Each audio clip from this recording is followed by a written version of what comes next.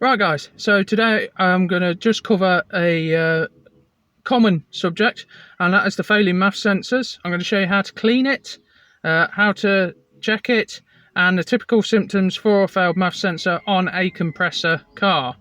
If you find this video useful, please subscribe, give us a like, and yeah, let's get into it. I am trying to beat the rain today, so yeah, let's see if we do. Yeah, it might rain. Slight chance of precipitation.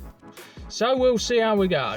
Right, so quite simply, I'm just going to try and show the supercharger engaging and disengaging as it should. You will hear it anyway.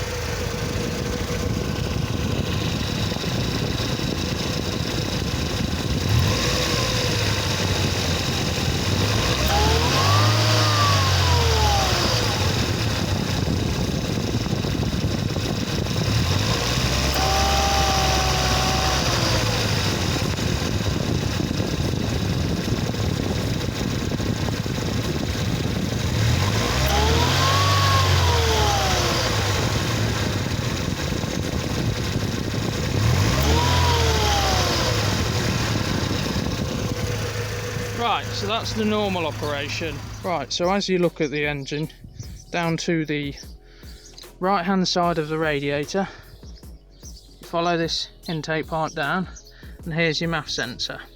So I've unplugged this to replicate the sensor not actually working, so you can see what the car does when the sensor isn't working, and what its sort of fail-safe thing is that it does. Right, so the sensor's now unplugged. You shouldn't hear the supercharger engage or see the pulley move. Obviously the pulley rotates, but it's the front part of it that you see when it engages.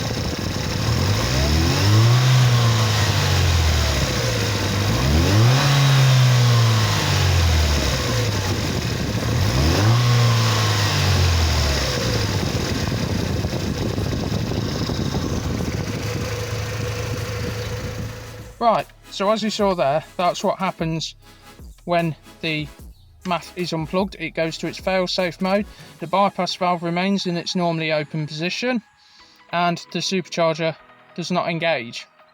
Same thing happens when you leave the bypass valve unplugged, it will not engage your supercharger. But the whole reason it goes into this fail-safe type mode is because it cannot read the airflow. And the biggest problem with that is if it can't read the airflow, it can't generate the correct mixture ratio. So it goes to a fixed fuel map. So the O2 doesn't trim anything, the MAF's obviously not doing anything, and it switches to an NA mode to protect the engine for obvious reasons. So like I say, I'm still trying to get this one out quite quick because the rain is getting closer and closer. So the next part, showing how to clean the MAF, maybe inside, we'll have to see. If we're lucky, we'll still be outside. I'm trying not to shake too much, but I'm not using the gimbal because it's a bit of a pain. Alright? Right, so one of the things to be careful of when you're doing this, do not lose this O-ring, because that's your main sealing ring. There is a mod you can do to relocate the MAF, and I'll cover that at some point, but for now the MAF's staying put, and we're just going to show you how to clean it. Now mine isn't a very old MAF, so I am risking damaging it, but so far the car isn't behaving right anyway, and I suspect it's either to do with that or the O2 sensor. But I'm just going to show you how we're going to clean the MAF sensor. Right, so I'm going to try and do this one-handed if I can. It's going to be a bit hard and a bit shaky, but I'll try my best.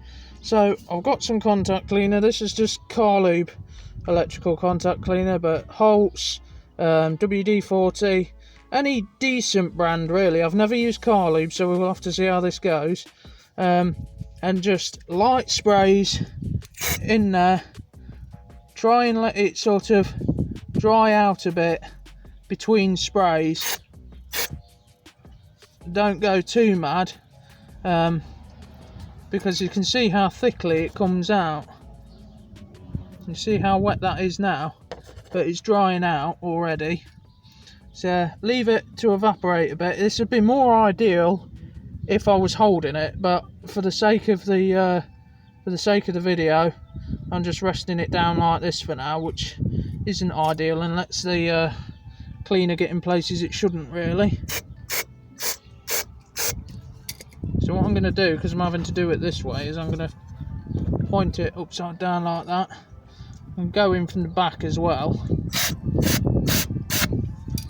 But like I say, try and allow a little bit of time, longer than what I have done, for it to sort of dry out a little bit between sprays, because it's very easy to actually ruin the MAF sensor if you spray too much in there.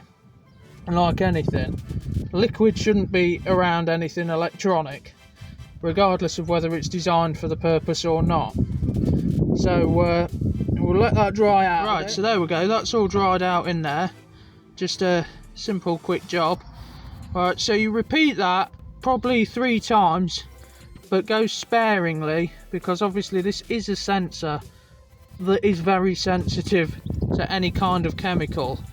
So you just be cautious with it, use it sparingly, do it about 3 times, spray, dry out, spray, dry out, spray, dry out, and then refit it. In theory, if it is just oil contamination, most times it will fix the problem.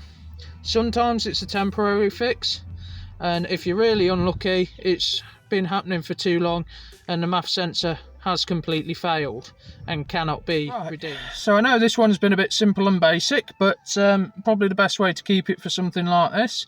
I've let mine dry out now, so I'm just going to refit it. It is a really simple job to do, and pretty much anyone can do it.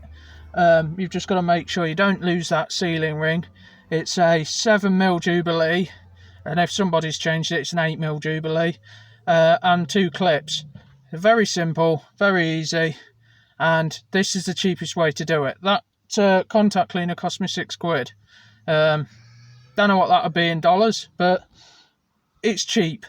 So basically, if you do that, it's worth a go to start with. Sometimes it fixes a problem, sometimes it masks it for a short period of time, and like I say, if you're really unlucky, you need a new MAF. But this is just a quick explanation on how to clean it and check it. So yeah, anyway, I hope that's been useful. Please like and subscribe if it has, and yeah, I'll see you in the next one.